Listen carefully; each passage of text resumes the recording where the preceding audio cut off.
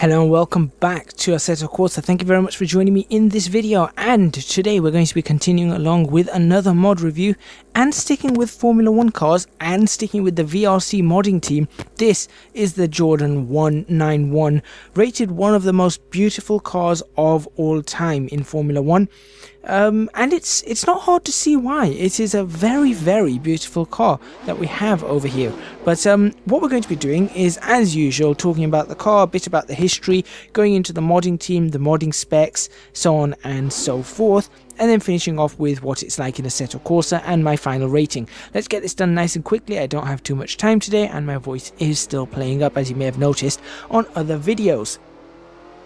People know this car pretty much for being the first car for the Jordan F1 team, as well as being a beautiful car, and also very well known for giving Michael Schumacher his debut in Formula 1. So this is the car that Michael Schumacher drove in the Spa Grand Prix, qualified 7th. Everyone was like, whoa. Michael Schumacher said he knew Spa. Yes, he did. He meant the town, not the racetrack. He didn't know the racetrack. Still qualified at 7th, but unfortunately retired due to a mechanical failure. After that race, he ended up driving for Benetton Ford.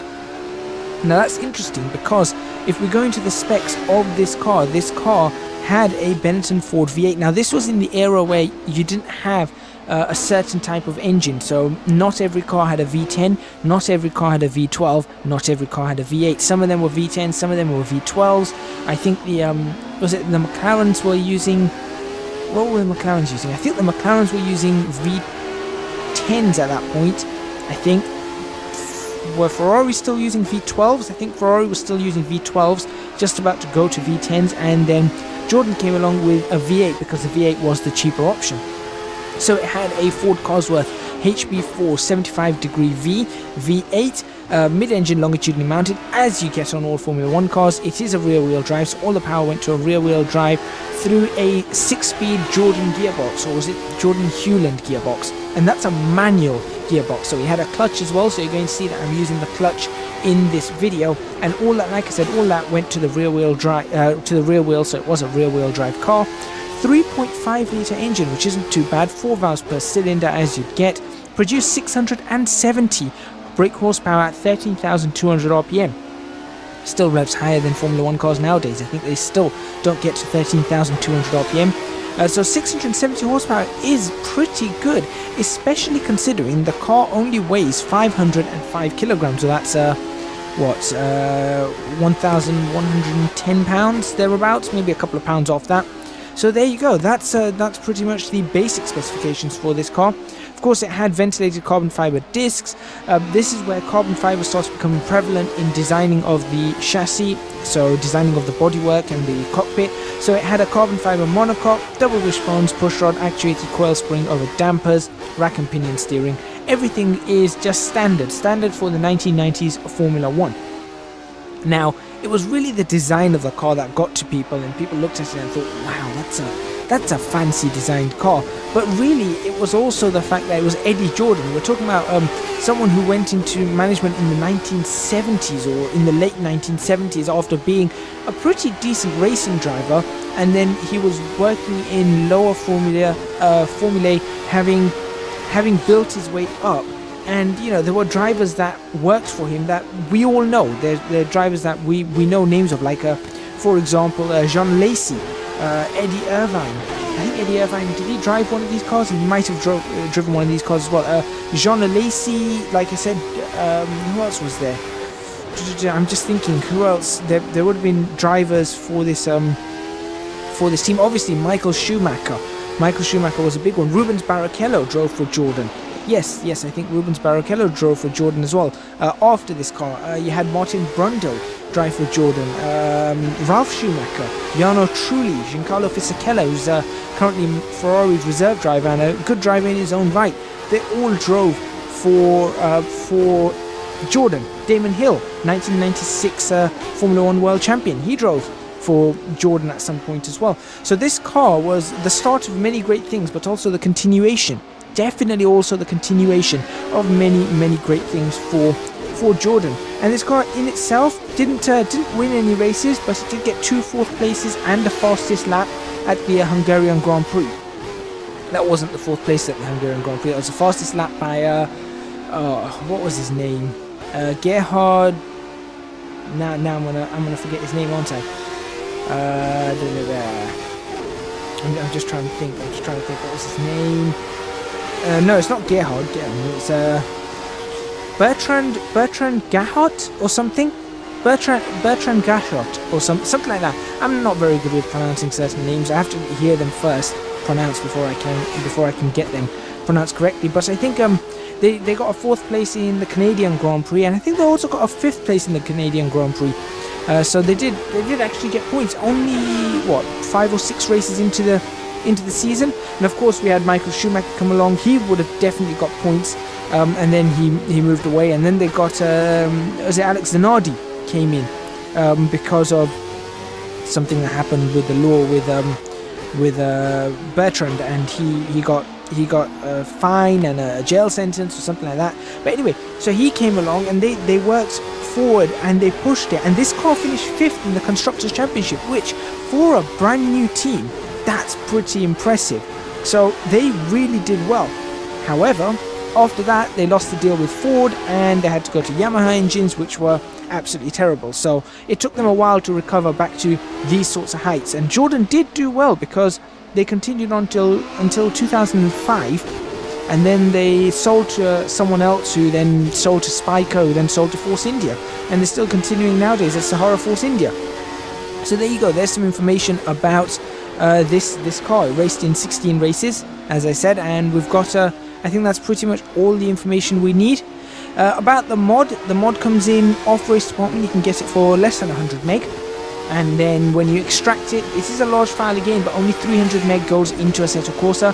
They give you the templates for it as well. Comes with plenty of skins for all the racing drivers, including Michael Schumacher, which is the one I am racing in currently. And yeah, it's pretty good. VRC modding team, they know their stuff. Plus Edward Schofield, we know this name from a long time ago. Formula Corsa, otherwise known as Burrito. He is the one who got this team, or got this project rolling, and then VRC modding team really got it sorted out. So massive thanks to him, because this is a fantastic car. For the next few minutes, let's talk about what it's like in Assetto Corsa. First of all, modelling, texturing, absolutely bang on. There's nothing I can fault whatsoever with this car. In fact, even if you just look at the reflections right there on the edge of the cockpit, you can see that that is perfectly done. Well made normal maps, well made mesh right there. You can't see any jagged edges or anything like that. Fantastic inside and out. Again, all the quality of the textures are brilliant. Even the helmets are very accurate to real life. Sounds wise, this is a very nice sounding car. You immediately know it's a V8. You got the different sounds inside and out, and it sounds very much like a Formula 1 car that I haven't heard live in a race, watching it live, because I was after this time. But I have heard in replays, and it does sound very accurate to that Formula 1 car. It's got the right noises, the right crackle, the right backfire, the right shift when you're shifting. It's got the correct noises there. It just sounds really good, really well done. Again, maybe lacking slightly in low-end bass, as Kunos's cars also do. I think that's a limitation of the F-mod system as it's implemented in Assetto Corsa. So I can't take any points off for that. One thing that did bug me is that I couldn't get too much of a sense of the width of the car, simply for the reason that I felt like I was just a little bit too close to the front of the car. So my seating position, I felt, was a little bit far too forward. I'm not going to take points off for that, simply because I can fix that just by moving my position back. But I think the default position is a little bit too far forward. But last but not least, let's talk about physics. This car is an absolute blast to drive. Forget the sounds, forget that it looks perfect, forget that the textures are perfect. This car is a blast to drive. With the manual gearbox, you've got to make sure you're heel and toeing when you're coming down on the downshift. There, into the club and Vale corners, or into the chicane, you really had to be very good on the brakes. I was not good enough on the brakes. I'm going to admit that right now. I was not good enough on the brakes, but you really had to be brave on those brakes to ensure that you got the time out of this car. The time is won and lost in this car on the brakes and coming out of slow corners. High speed corners, you're okay. It's coming out of the slow corners, making sure you can get that traction down, and getting on the brakes and making sure that you get those brakes to the point where you are absolutely at the limit. That's where this car is. Time is won and lost 100% on this car. Absolutely fantastic car to drive. Honestly, immediately has become one of my favorite Formula 1 cars in Assetto Corsa to drive. It just feels like you just want to push more and more and more, and every lap I was just continually pushing as far as I possibly could. So for that, I have got to give this car a 10 out of 10. Rides curbs well, feels like a genuine Formula 1 car, feels like an old school Formula 1 car, but it still has a decent amount of downforce, and really you've got to drive the car. It's not an easy car to drive. You really have to hold the steering wheel and keep the car going. So for that, absolute 10 out of 10. 100% recommend this, even more so than last week's VRC car, which was the 2007 McLaren. Recommend this over that. Do go check it out. I'll leave the link in the description box below. Thank you to the VRC modding team and Burrito, and thank you guys for watching. Please remember to hit the like button to like this video, subscribe to the channel or follow for more videos on Assetto Corsa. Leave a comment in the comments box below letting me know what you think of this car after you've downloaded it, what cars you would like to see next, and to support me on Patreon, www.patreon.com/ecgadget. Link to that is also in the description box below. I'll see you guys next time.